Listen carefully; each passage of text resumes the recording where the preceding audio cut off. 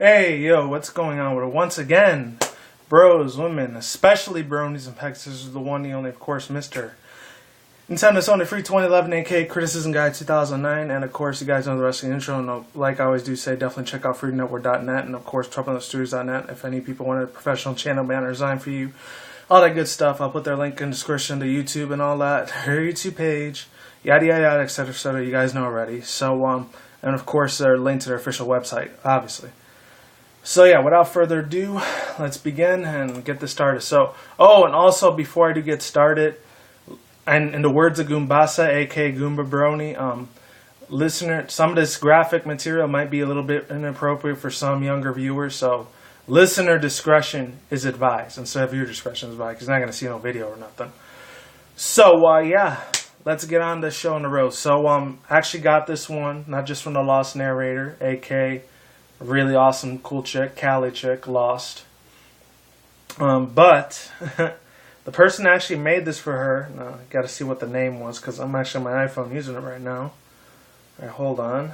Jade Ring. So shout out to Jade Ring that made this fan fiction for mainly the Lost narrator. She made it specifically for her. And I'm probably going to stumble on a couple of words because I'm not the best reader in the world, as some of you people already know.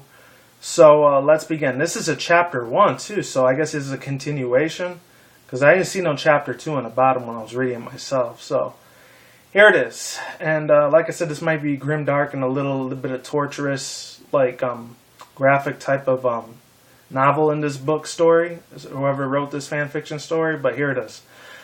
The 1,000 injuries of Rarity, I had bronze as best as I could. When she ventured upon insult, I vowed revenge. And if any people don't want to hear me read it, check out Lost Narrator's channel. Her video, I'll put the link in the description below to her video, the one that I heard about a couple days ago. So I've been wanting to get on this fan fiction for a while. So yeah, and I haven't done one since like the one that Obab Scribbler did about 3 months ago. So I haven't done one in a while, like A Side of Pain or A Pain of Pride. I think that's what it was. But yeah, here it goes. I can't tell you how grateful I am. No, A Matter of Pride, that's what it was. And it was like a Queen Trisha-list thing with Twilight, Rarity, and Applejack. So yeah, if any people haven't checked it out, you already know who Scribbler is. I talk about that chick a lot on my channel. Alright, I can't tell you how grateful I am, yet you called me Applejack. I don't think even Upper Crust himself even ever tasted real Allpetillado. And I'm not going to use any voice actor or nothing. My voice is shot like really bad because I did 4 other videos before I did this one, so it's starting to run out. So this is probably the last one I'm doing for today. And this is going to be up Friday because I'm doing it on Thursday and I'm extremely busy. I got a lot of stuff I got to do today besides work. Plus I'm doing it really early. I know I'm not live wire right now because I drank like 2 Rockstars, so I got like 1 hour before I go to work, so I got to make this fast. Yeah, well, I know only that someone with your refined taste would appreciate it, Rarity. The 2 ponies headed down another flight of stairs and deeper into the apple cider vaults. Torches lit eerily, shine brightly into the darkness to illuminate their path. Their heat masked the cold from the snow just above. Rarity cast her eyes up sadly. The damp was already getting to her mane, causing it to droop slightly. Oh well, with a small sacrifice for a fine drink of Allpetillado. And yes, I'm going to try to read it like an author, an illustrator. I'll do it in that type of voice, so at least you're lucky with that. Okay. Rarity casts up her eyes slightly. Oh yeah, I already read that part. Find her Allpetillado. Da, da, da, da. Oh well, with a small sacrifice is fine to drink as real Allpetillado. When Applejack had told her, she rushed over as quickly as she could. For heaven's sake, she hadn't even brought a hat. A decision that was haunting for her for now. Applejack, would you mind terribly if I ran back into the boutique? I mained. Shoot, Rarity, I'd forgotten. Sure, go ahead and run off. Besides, I should really have someone else to taste it first. Just to make sure. I wouldn't want to get you all excited unless it was a real Allpetillado. Maybe Rainbow Dash, she knows her ciders pretty well. Rarity raised her nose. Rainbow Dash couldn't tell a Merlot from a bottle of Maine straightener. Let us continue. Whatever you say. They continue on for a while. Their only company the clapping of their hooves echoing on the walls. They passed a relatively new section of walls, but Rarity paid it no mind. Mason work had never impressed her, Rarity again broke the silence. Applejack, I don't mean to pry. By all means, pry away. The orange earth pony replied, not bothering her to stop to turn her head. Well, how do you know it's an Allpetillado? It's extremely rare, you know. You've mentioned, from what I understand, Granny Smith acquired it for years ago and just forgot about it. Ah, Granny Smith, I'm sorry I missed the funeral. Think nothing of it. I know how busy you are and you can be. Ponyville's premier seamstress and all. Be the last as it may, I shouldn't have at least. Anyway, I read about the cask in her will. I figured you and I could share a glass and decide what to do with the rest. Oh, Rarity's mind spun at the possibilities. With a cask of real Allpetillado, she could really secure a spot with Canterlot's elite. She'd be the literal toast of the town. Immediately she began formulating exactly how drunk she would have to get the young farmer to purchase the entire cake. Hopefully not too drunk. Allpetillado was dreadfully scary. She hadn't been thinking for long when Applejack stopped suddenly. Rarity looked past her and saw a clove built into the wall. It went too deep and into the darkness to see very far inside. If there was a barrel of anything in there, she would have been closer to expecting it. Just in there, Applejack mentioned with her head into the clove. Well, all right, let's have a look. Shaking off the uneasily, Rarity walked past Applejack into the clove, lightening her horn to the light. Once above in the clove, she narrowed her eyes in confusion. The clove was just deep enough to fit in all the way. The ceiling was just high enough that it didn't touch her mane. There was no cast of anything there, just a bare wall. And this, ladies and gentlemen, this is where it starts getting extremely dark and extremely gruesome and painful. Might get a little bloody too, so little kids, if you're reading this, if you're hearing me talk, you better turn this video off now or go to some other channel because it's going to get dark really bad. Alright, and let me get my drink of water. Hold on. Alright, if you're still here, if you have nightmares, don't blame it on me. Blame it on yourself. 3, 2, 1. Okay, here it is. The light from her horn glid off or something. Are those chains? Yes, they are. Applejack's voice was right behind her. The alabaster unicorn spun in time to see back of the hooves, the element of honesty bucking straight to her forehead. The low scraping sound slowly sped away in her mind. The darkness gave way to her colors. First blurred into the crystal clear. A dull pain thudded through her forehead, and she reached up, feeling the jagged edge of her broken horn. Very gruesome stuff there. My horn, she stuttered groggily. Yeah, sorry about that, but I couldn't have you mannequing in your way now, could I?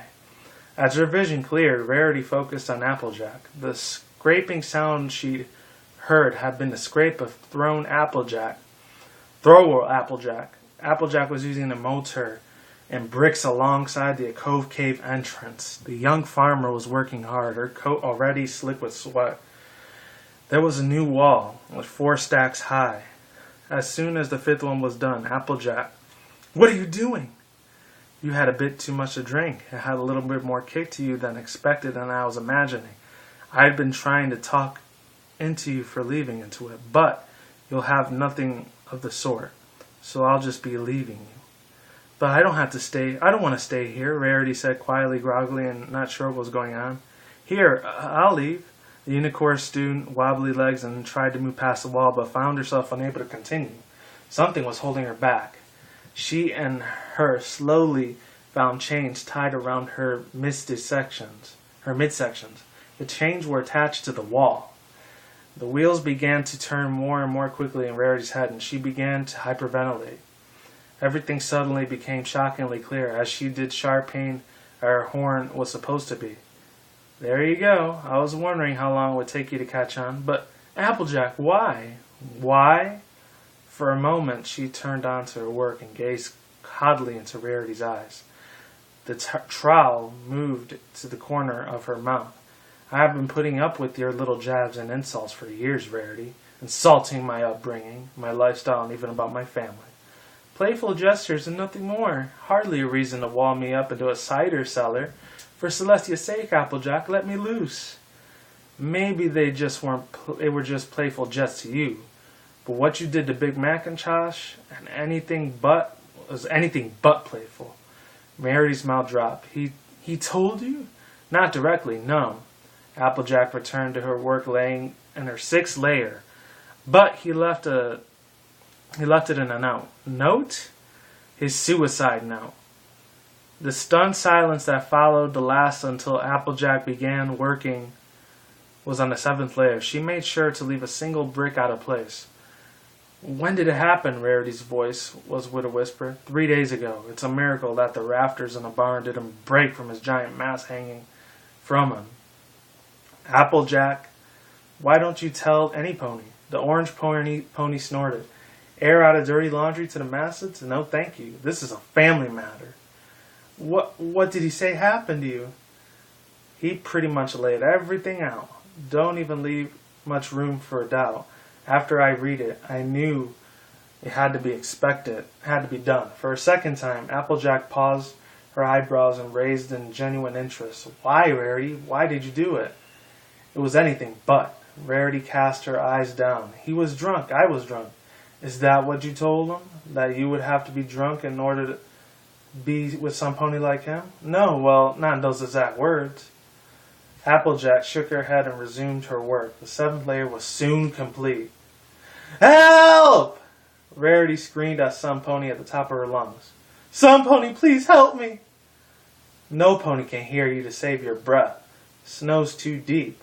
By the time the winter wrap-up rolls around, you probably won't have any strength to even scream. Wow. Dark shit, man. Dark stuff. This isn't fair, Applejack. How was I supposed to know he'd take it so badly? We just lost Granny Smith. We don't have a lot of family to begin with. And you took advantage of him at his lowest. I know you're grief-stricken, dear, but Meg Macintosh is hardly blameless in it at all. He fell for you. You hussy. Applejack paused halfway through the 8th layer. He snorted it in anger. He thought he'd be finally found some pony who cared. Some pony who would talk and take care of himself with need. And you just shut him down completely. Didn't even let him soften down. Some element of generosity you are. We have all the moments of weakness. It was Big Macintosh's own fault that he fell for me. Vain till the end. Figures. Shaking her head sadly, Applejack resumed work. How do you plan on explaining this to the others, to Sweetie Belle? Rarity did her best to keep the panic out of her voice. Oh, she was failing miserably. Don't you worry your little pretty head off about that. Wrote a nice long letter explaining how you and Big Macintosh eloped and set off to find your new home. After that, everyone will just assume that you two are both happy and won't even bother with your friends back home. As for Sweetie Belle, I'm sure she'll be fine. Rarity sniffed and diagonally, I'm probably going to butcher that word, and diagnactically, naturally, I have no idea, whatever. Nothing that the only 2 brick of layers remained. The only two layers of bricks remained, excuse me. Her time was running out. All right, Applejack, this has gone far enough. Your attempts to humor are quite morbid, I have to admit. Come, let us retire to this farmhouse and get this whole business settled like civilized ponies. Oh, I don't know, Applejack replied, starting to work on the final layer. I think we're settling it just fine here. The coolness and certainty in Applejack's voice finally caused Rarity's mind to snap completely. She lunged out on the logs and strafed at it like a rat scratch out of a trapwood. For the love of Celestia, Applejack! Yes, for the love of Celestia. Applejack returned in a place on the last brick in the top row and now for the love of family. The wall was completed. All that remained was the final brick, and the clove will be sealed for all time. Applejack peered out into the hole, into the darkness. Rarity? The only one responsive to the clapping of hooves. as if though they were dancing. Shaking her head to the earth, Pony laid to mortal the final stone in place. Silence. Applejack breathed deeply and reached the hoof, using her hat as she wiped off her brown free from the sweat behind remained to the mortar of the bridge. She reached down to grab the broken stub and had broken the unicorn's horn in her mouth. She reached up high as she could to go into place on a little outcropping of the brick. It was only marker Rarity would have. The only one she deserved. Her need for vengeance seated. Applejack headed back upstairs, dousing to the torches as she went up. No pony ever came down this deep. No pony would ever know. She glanced down sideways as the others knew constructed of the wall. The one that Rarity had passed out with the second thought. Hanging from it was a harness she knew. Rest easy, brother. And that's the only Applejack impression you're getting. She whispered without another word. She resumed the trek back up into the unforgiving cold of weather. For half a century, no pony has disturbed her and pace requisite. Damn. That's some really harsh, dark, evil stuff. That kind of sounds like Saw mixed with Hostel mixed with a lot of other horror films like Last House on the Left or Blair Witch Project type of thing. You know, torturous type of like movies like that, R-rated ones. Overall thoughts, views, and opinions. This had a lot of emotion in it. That's like 16 minutes and 30 seconds, not that long. So, yeah, it's very, very dark, extremely gruesome. Wasn't a lot of blood in it except maybe the broken horn. That was probably it. And her cracked skull. But, my God, this one definitely took a toll for the worse. It pulls your heartstrings a lot hardcore. See, and this is the reason why I really love being subscribed to the Lost Narrator. That chick, she knows how to scare the crap out of her subscribers like me. Sometimes she'll scare the crap out of me like that. Other times she won't. But shout out goes to her. I'll put the link in her video down below. If you made it this long to the video, you already know that already. Oh, and also one more thing. She does a lot of comic dubs and all that stuff. I'm not going to explain everything about her because I put an old video about her whole channel about 2 months ago. So I'm not going to get into detail on that. But like I do say, people hopefully enjoyed that story. If you didn't make it too far to this video, I already put a link to the filmfiction.net/Jade Ring. He's the one that made it. Shout out to Jade Ring. If you ever watch this Jade Ring, hopefully you don't think I'm stealing your content because it is all yours. I don't claim any of it at all. That's your fan fiction story. You made it yourself. You wrote it down. I was just reading it. So hopefully you understand if you do come back to this video. Like I do say, people, peace out once again. Bros, women, bronies, and pegasisters. I will see you when I see you guys. Have a good day, have a good night, wherever you are in the world. Don't drink, smoke weed at the same time. Don't do anything reckless. Keep it calm, keep it cool, keep it chill, keep it collective, all that good stuff. And until then, that's it, guys. Stay tuned. More videos coming soon. Peace out. Late saying goodbye. I'm gone. I'm getting the hell out of here. I'm out like sauerkraut, and I will see you guys next time. All right, take it easy, stay safe, and yeah, all that good stuff. Stay tuned for more future videos and brand new vlogs all the time. And I'm out of here, people. Catch you on the next one. See ya. I'm out, and take care, everyone. Goodbye.